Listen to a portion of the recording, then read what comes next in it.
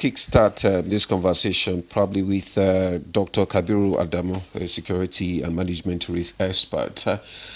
It's a sad incident, and can you just maybe give us some background or information into the killing, just in case you're aware of it, and what do you think actually led to the incident? Okay, from the little that we've gathered, and like your reporter did mention, these were travelers who had begun their journey somewhere in Rivers State.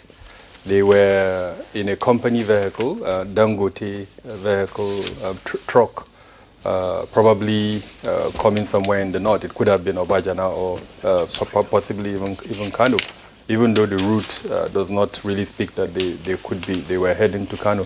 So anyways, somewhere in Uromi on the highway, they were intercepted, possibly on the basis of intelligence suggesting that some criminals were on the move. And because they were hunters, they had guns on them. The little that we had, the driver and one other person was arrested, and they were handed over to the police. But then in between that arrest of the driver and the person, some form of altercation occurred between the other passengers within the vehicle, the purported hunters. And the result, unfortunately, is that 16 of them were incinerated by the vigilantes and possibly other residents in the area. And of course, it was captured on some form of telephone device. It was uploaded on social media, and I think the rest is history. The fact that they were incinerated did evoke sentiments in a lot of, especially Muslims, and for the simple reason that in Islam, fire cannot be used as a means to torture or to kill. The incident for me was a reflection of mob action, jungle justice. It is also a reflection of perhaps the distrust in our public security agencies, because ordinarily it would have been for them to arrest those persons, hand them over to the appropriate security department for prosecution, but then that didn't happen.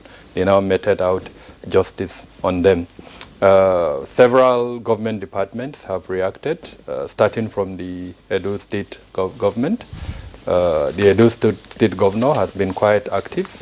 We learned he was not in the state when the incident happened. He quickly returned, visited the scene of the incident, instituted a committee, and as a result of the preliminary report from that committee, he has taken some actions, including the suspension of the leader of that particular vigilante group, as well as suspending the activities of all, especially what he termed as illegal vigilante groups. In my opinion, all vigilante groups are quote unquote illegal, because the federal constitution, as at today, recognizes only federal security in agencies, ministries, departments, and agencies, even though we do have a proliferation of vigilantes across the country. The president, too, has released a statement in very clear terms condemning the incident, directing security agencies to go after the perpetrators. Thought leaders, political leaders, name them, they've issued statements. From the north, where the victims of the incident emanated from, we've seen several statements condemning, calling for calm, and all of that. There was perhaps an attempt at reprisal attack, after the incident, based on the sensibilities that were evoked as a result of the incident. But I think the nerves have been calmed now, based on the actions of a lot of leaders across the country. So on a general note, I think this is where we are at the moment.